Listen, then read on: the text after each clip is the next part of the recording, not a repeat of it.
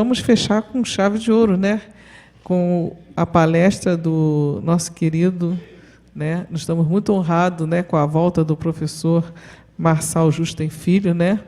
Que agora não vem mais de Curitiba, vem de Brasília. Mas é muito importante a presença dele para nós finalizarmos esse simpósio. Eu garanto que vocês vão ficar muito satisfeitos.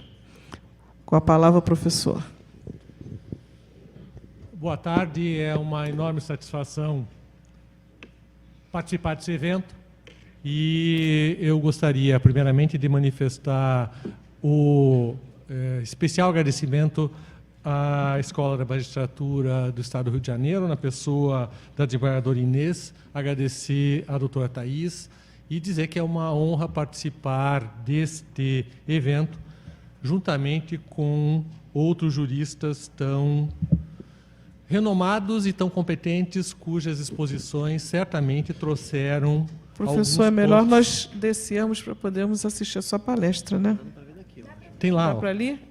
Botaram outro... Eu estava preocupado quando eu vi que ia causar um torcicolo na plateia, mas vai causar apenas na mesa. Portanto, considerando do ponto de vista de consequência, há um número menor de lesados aqui do que ali.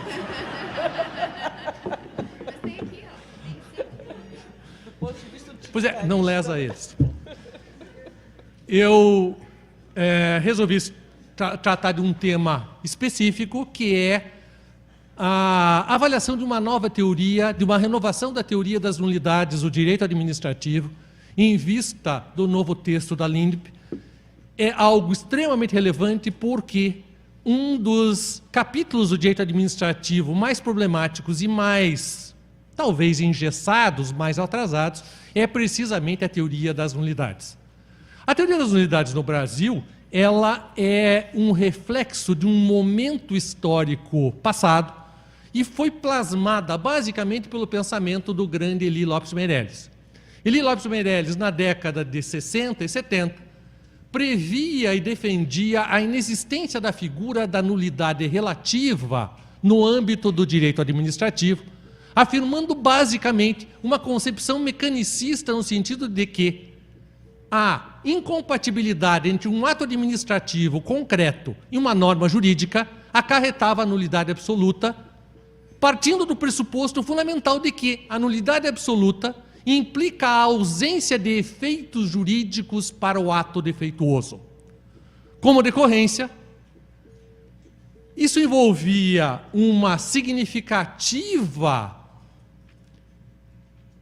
eficácia na decisão que pronunciava o defeito do ato administrativo, eis que o que é nulo nessa concepção clássica e tradicional não produz efeitos. Ser nulo é incompatível com produzir efeitos jurídicos e, portanto, a pronúncia da nulidade no direito administrativo tradicionalmente incorpora a ideia de que a decisão produz efeitos retroativos, buscando eliminar toda e qualquer eficácia decorrente do ato reconhecido como inválido. Essa concepção, não por acaso, foi incluída numa das leis mais citadas, criticadas, e eu posso agregar qualquer adjetivo que vocês quiserem, vocês também podem agregar qualquer adjetivo que vocês quiserem, a Lei 8666. A Lei 8666, cuja redação é basicamente uma repetição do texto do Decreto-Lei 2300, o qual foi elaborado pelo Elie Lopes Meireles, incorpora um dispositivo, que é o artigo 59, que diz o seguinte: a declaração de nulidade do contrato administrativo opera retroativamente, impedindo os efeitos jurídicos que ele ordinariamente deveria produzir, além de desconstituir os já produzidos.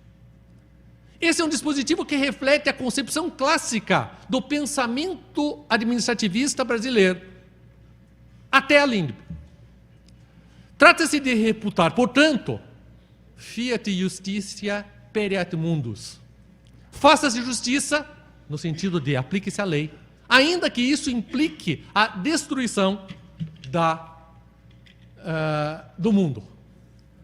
Os efeitos nocivos decorrentes da invalidação não são uma questão jurídica, são uma questão fática.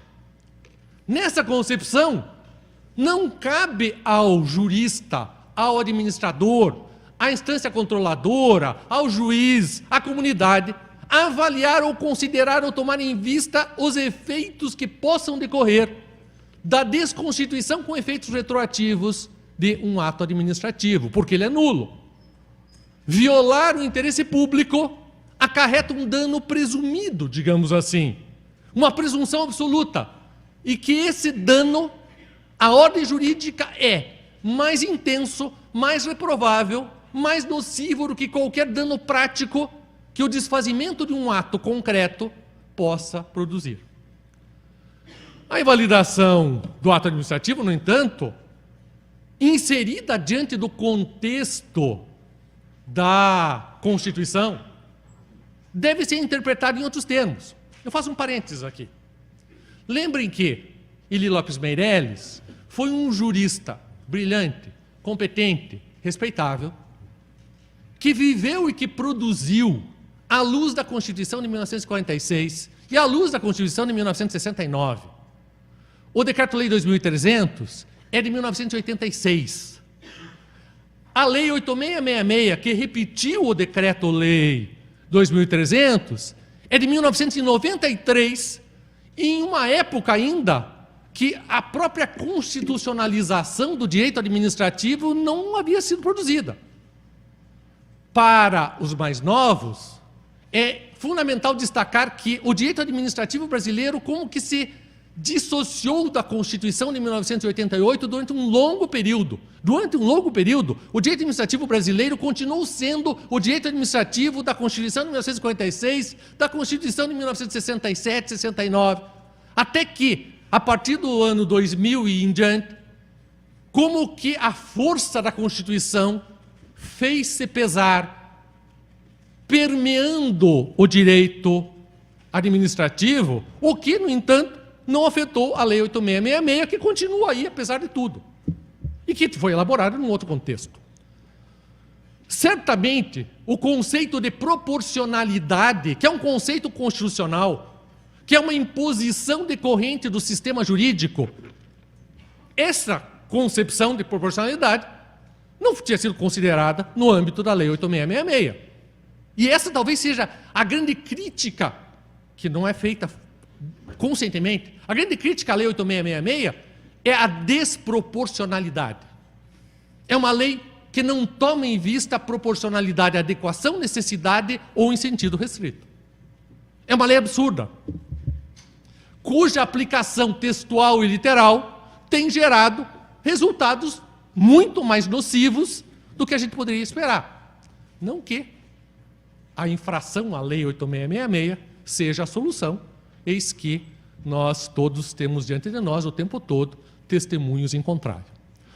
No entanto, é essencial nós reconhecermos que a proporcionalidade no sentido de necessidade implica necessariamente uma avaliação consequencialista. Quando eu digo que é inválida, que infringe a proporcionalidade, a decisão que vai além do mínimo necessário no sacrifício de direitos e interesses para obter o fim buscado, em última análise estou impondo ao intérprete, ao aplicador do direito, considerar as consequências. Portanto, todo o debate sobre consequencialismo no Brasil acaba sendo influenciado por uma vertente estadunidense, ao contrário de tomar em vista a vertente da proporcionalidade que vem diretamente da fonte da União Europeia, do pensamento cristão, em última análise, católico. Eis que a origem do princípio da proporcionalidade, a sua formulação, vem de do pensamento católico e foi incorporado no âmbito da disciplina da União Europeia. E foi incorporado no nosso sistema. E todos nós repetimos, academicamente, quais são as 3 dimensões da proporcionalidade. sem qualquer questionamento, a proporcionalidade e necessidade, a qual nos impõe o dever de avaliar as consequências da decisão que nós tomamos. E é isso, basicamente, que nós temos como um dos critérios fundamentais para avaliar, para definir a invalidade e os efeitos da invalidação de atos administrativos. Fora a parte, obviamente, da proporcionalidade em sentido restrito, que significa, em última análise, o reconhecimento de que toda norma implica, e toda decisão, implicam a aplicação, a consideração a uma pluralidade de valores, a uma multiplicidade de princípios, a uma pluralidade de regras que devem conviver sistêmica e harmonicamente e traduzir-se numa decisão que realize do modo mais intenso possível todos os princípios, todas as regras, tudo aquilo que é valor prezado por aquela sociedade. E, portanto, é inviável eleger um princípio, qualquer princípio, como hierarquicamente superior aos outros. E essa é a crítica definitiva à concepção da supremacia do interesse público. A concepção da supremacia do interesse público não é compatível com a proporcionalidade em sentido restrito, porque ela pressupõe que haja um princípio supremo sobre os demais, o que é uma violação às lições básicas do constitucionalismo, que diz que não há hierarquia entre princípios, que todos são igualmente preservados, igualmente consagrados pela Constituição, cabendo aplicar-se, no caso concreto, em face de uma ponderação, a solução que realize do modo mais intenso todos eles. E, portanto, os princípios norteadores da atividade administrativa, sejam eles quais forem, legalidade, moralidade, todos eles têm idêntica, igual hierarquia dentro do ordenamento jurídico. Ora, se eu pressuponho que um dos princípios fundamentais é o da legalidade, dele deriva o princípio da presunção da legitimidade do ato administrativo, e daí decorre a tutela à confiança legítima dos cidadãos, o que envolve também a responsabilidade civil do Estado por falha do serviço. E eu, seguindo esse caminho, me deparo com a seguinte indagação: como é possível eu, reconhecendo a nulidade de um ato administrativo, desfazer esse ato com efeitos retroativos? Eis que, perante a comunidade, o princípio da legalidade implicava a presunção de legitimidade daquele ato, o que fez com que as pessoas, envolvidas diretamente ou não, dessem aplicação àquele ato, porque ele era estatal, porque ele era presumido de acordo com a lei, porque ele era presumido legítimo, porque todos nós temos o direito de confiar no Estado. Não apenas o dever, nós temos o direito de confiar no Estado. Quando o Estado pratica um ato, nós temos o direito de confiar que aquilo é sério, aquilo é verdadeiro, aquilo é legítimo. E se o Estado falha, ele deve indenizar os danos, as perdas e danos decorrentes da sua conduta. Está na Constituição, responsabilidade objetiva. E como assim? O Estado errou, o Estado falhou, praticou um ato nulo. Diz, olha, não, vai ficar por isso mesmo. A gente vai desfazer tudo. Azar da população, azar de todo mundo, porque um ato nulo não produz efeitos. E a Constituição? E a proporcionalidade? E a confiança legítima? Vão para onde? Como é possível supor que a teoria das nulidades que está no artigo 59 da Lei 8666 é compatível com a Constituição? Não é possível. Se não bastasse tudo isso, admite-se no direito brasileiro a modulação em caso de pronúncia de inconstitucionalidade. Vejam o despropósito do raciocínio tradicional que vigora ainda em certos segmentos do pensamento administrativista. A inconstitucionalidade é o vício mais grave que pode haver dentro da ordem jurídica. Todos nós sabemos disso. A inconstitucionalidade significa que um ato infraconstitucional, infringiu o conteúdo, os valores fundamentais, as garantias básicas, tudo aquilo que é identidade da ordem jurídica. No entanto, admite-se que a pronúncia da inconstitucionalidade acarrete a modulação, seja acompanhada da modulação dos efeitos da decisão, inclusive para preservar os efeitos de atos-leis inconstitucionais, quando a aplicação retroativa da decisão tenha o conteúdo, a potencial de gerar danos irreparáveis. Ou seja, o consequencialismo no direito brasileiro entrou formalmente a fazer parte da nossa ordem jurídica com a lei que admitiu a modulação dos efeitos da declaração de inconstitucionalidade. E vai se dizer, não, eu posso aplicar a modulação para a declaração de inconstitucionalidade, mas não posso para a declaração de nulidade de um ato administrativo. Ou seja, para o mais grave, não há aplicação, pode não haver aplicação de efeito retroativo. Para o menos grave, partindo do pressuposto de que a nulidade do ato administrativo é muito menos grave do que a inconstitucionalidade, para um ato administrativo não é possível. Eu vou declarar sempre com efeito retroativo, porque não tem nenhuma lei dizendo que eu posso. Está só na Constituição. Está implícito na Constituição. Todos os princípios que costumeiramente se prezam, aos quais nós rezamos de joelhos quanto à sua grandeza, todos esses princípios asseguram isso. No entanto, nós não vamos garantir isto. Por quê? Porque tem uma lei 8666 que diz isso. Bom, ora, tudo isso é o pressuposto para a compreensão adequada do novo cenário da teoria das nulidades do direito administrativo em vista da Lei 13.655, que propicia os fundamentos de direito positivo para uma ampla, radical, profunda revisão daquilo que até agora nós entendíamos como sendo a teoria das nulidades no direito administrativo brasileiro. Inclusive com a derrogação das normas pretéritas. Parece-me claro que o artigo 59 da Lei 8666 foi derrogado ou deve ser interpretado em consonância com as normas da língua. Vamos lá, algumas dessas normas sob o prisma específico da nulidade do ato administrativo. O tema já foi tratado largamente por outros conferencistas, mas especificamente sob esse ângulo, alguma coisa foi versada, mas não exatamente tudo aquilo que eu gostaria de destacar. A redação do dispositivo do artigo 20, parágrafo único.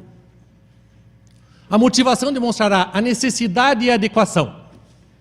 Da onde vêm as expressões necessidade e adequação?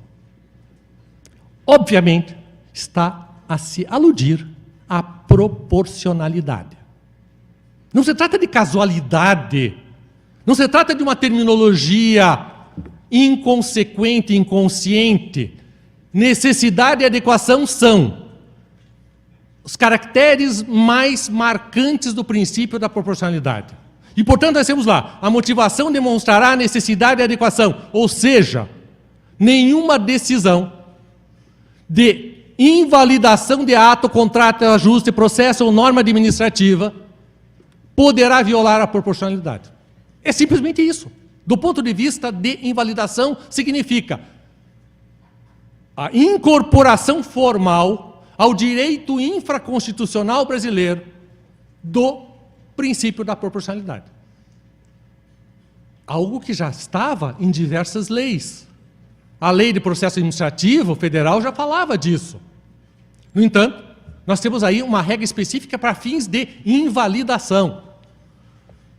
E diz, inclusive em face das possíveis alternativas, o que envolve a autorização para soluções alternativas, obviamente, não qualquer solução, mas soluções alternativas não arbitrárias. Obviamente, soluções alternativas comportadas pelo ordenamento jurídico, o que envolve, inclusive, a modulação dos efeitos da decisão. A preservação dos efeitos consumados do ato administrativo defeituoso é admitida nesse dispositivo, seguindo, aliás, uma orientação que é clássica no direito comunitário europeu. No direito comunitário europeu, e essa tendência dos países da civil law, não existe nulidade de ato administrativo, existe anulabilidade, basicamente, incorporando-se aquela distinção clássica de que a nulidade clássica envolve efeitos retroativos, enquanto que a anulabilidade produz efeitos a partir de um determinado momento, basicamente a partir do momento em que ou se inicia a ação administrativa ou é pronunciada a decisão reconhecendo o defeito. O artigo 21 determina a decisão que nas esferas administrativa, controladora ou judicial decretar a invalidação do ato ou contrato, ajuste o processo ou norma administrativa, deverá indicar de modo expresso suas consequências jurídicas e administrativas. Ou seja, em primeiro lugar, se exige a definição das consequências. Ou seja, trata-se de dizer, não se admite uma decisão pura e simplesmente de pronúncia de invalidade. Ou seja, eu não sou autorizado, não sou legitimado a desconstituir um ato, simplesmente invocando a incompatibilidade entre este ato e uma norma jurídica. Eu tenho como autoridade controladora, autoridade administrativa, autoridade judicial, de indicar, ou seja, eu tenho de pensar. Em primeiro lugar, para indicar eu tenho de pensar, eu tenho de avaliar quais são as possíveis consequências que daí derivarão. Dou um exemplo prático para vocês que não envolve propriamente nulidade, mas que me permite trazer algo concreto a vocês. Foi outorgada uma autorização para a produção de energia, produção independente de energia, para uma empresa implantar um parque eólico, o maior parque eólico de geração eólica do Brasil, num estado brasileiro. Isso envolvia centenas de milhões de reais. Envolvia investimentos gigantescos com a perspectiva da produção de geração de energia limpa, aquilo que é sustentável, sem efeitos tão graves quanto os da implantação de uma hidrelétrica. Havia um prazo para isso, 30 de dezembro de 2011. A empresa não conseguiu cumprir o prazo.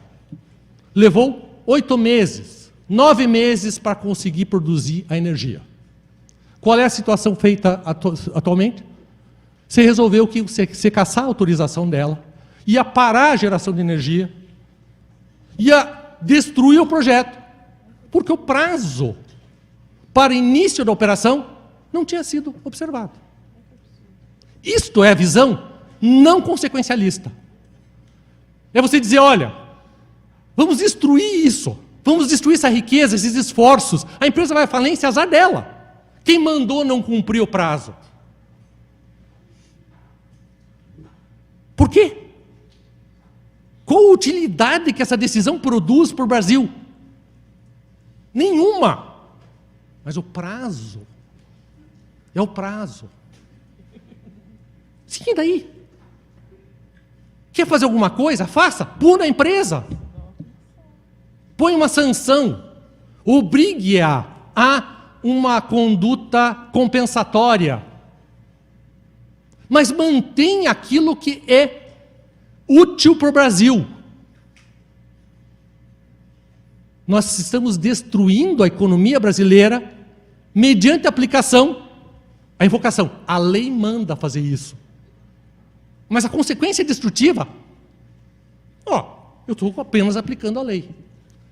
Essa é a ideia de que você tem de imaginar o que vai acontecer no caso concreto se a decisão que eu estou tomando for implementada.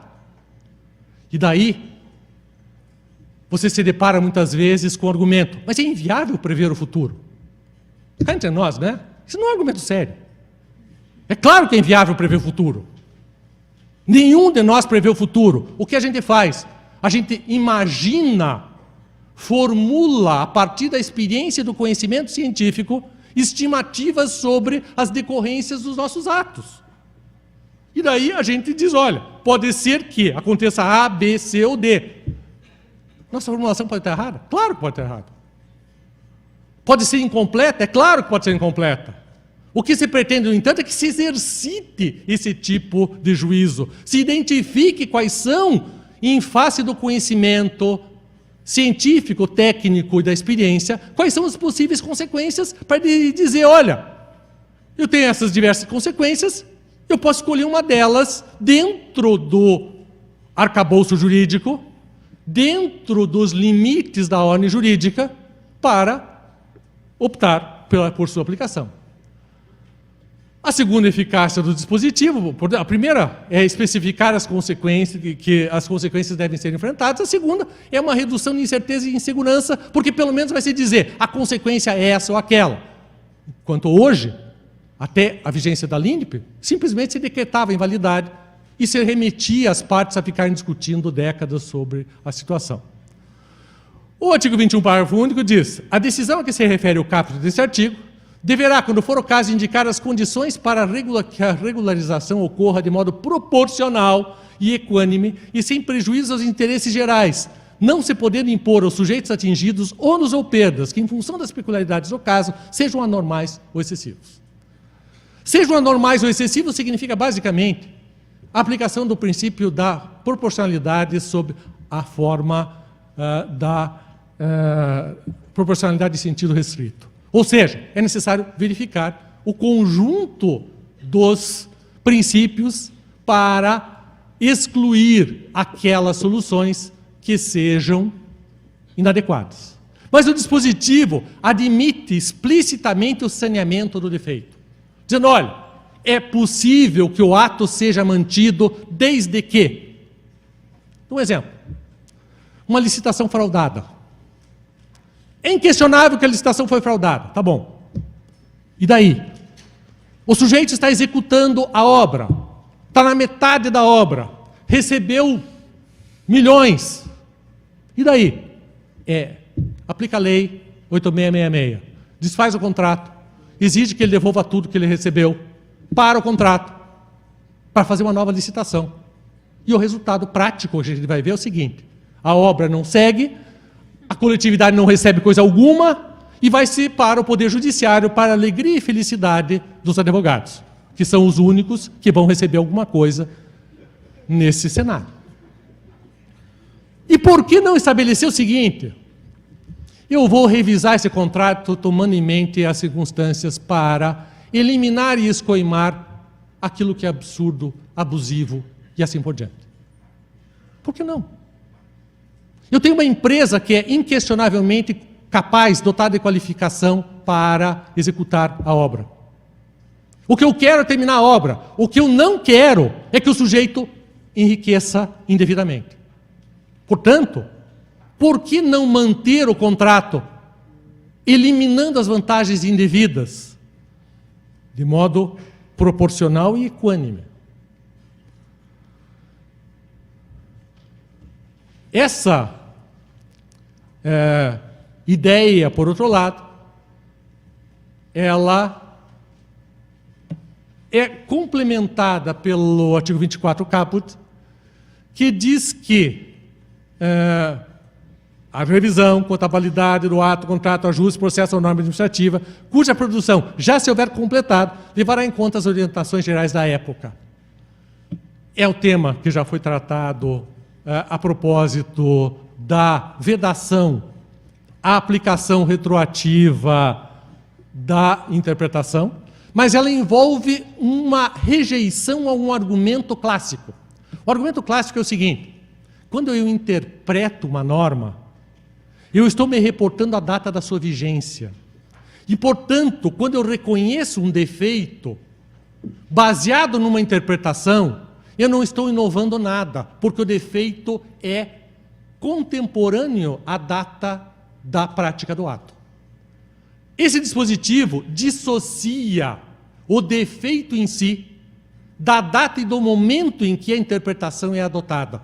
Para dizer, a interpretação não retroage, não se reporta automaticamente à data do ato e, portanto, o ato deve ser avaliado no tocante à sua validade, em face da interpretação ou das interpretações vigentes à época. O artigo 27 complementa aquilo que eu observava, dizendo, olha, é possível impor compensação por benefícios indevidos ou prejuízos anormais ou injustos. Ou seja, o dispositivo não diz assim, pura e simplesmente, todos os atos administrativos defeituosos devem ser sanados. Não é isso que ele diz.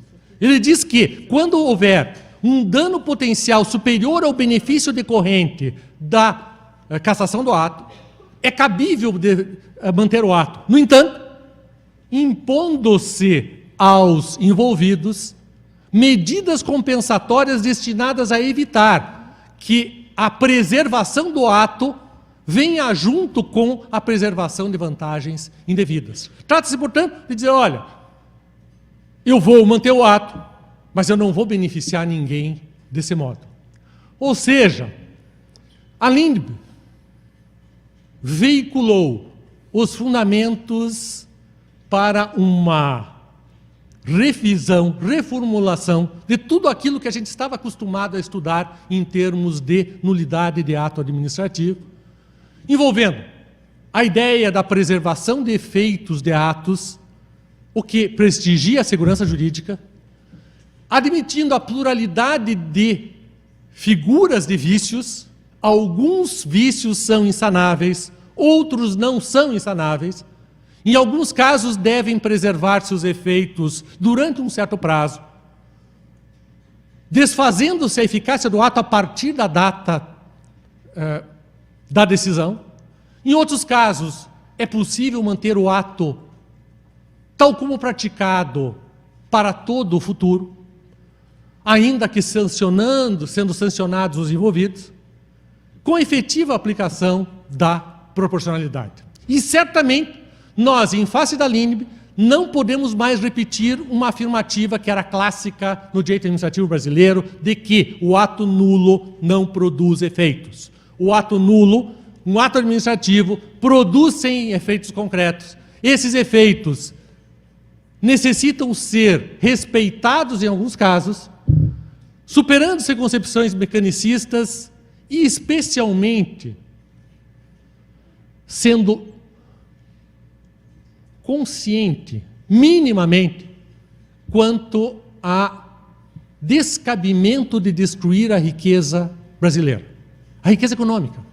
Aquilo que se produz e que se agrega à ordem econômica não pode ser destruído por efeito de uma interpretação quanto à nulidade de ato administrativo. A gente pode botar todo mundo na cadeia. O que a gente não pode é ficar mais pobre. Enfim, é óbvio que alterar a lei é insuficiente. No entanto, alterar a lei é o primeiro passo.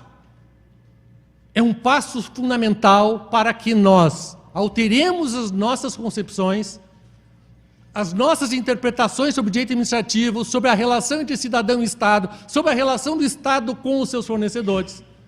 E isso pode produzir benefícios muito intensos. É óbvio, no entanto, que nós dependemos ainda dos aplicadores do direito. Os tribunais de contas, e especialmente o STJ, precisam colaborar aplicando a Lindbe e não mantendo a orientação tradicional. Eu pus ali o STJ especificamente porque o TCU tem jurisprudência há muito tempo de preservação de atos defeituosos. Mas o STJ, ao contrário, tem uma atuação extremamente formalista e rigorosa que ignora todas essas circunstâncias expostas. Espera-se, para o bem do Brasil, que o Tribunal da Cidadania incorpore todas essas conquistas para o bem do Brasil. Muito obrigado.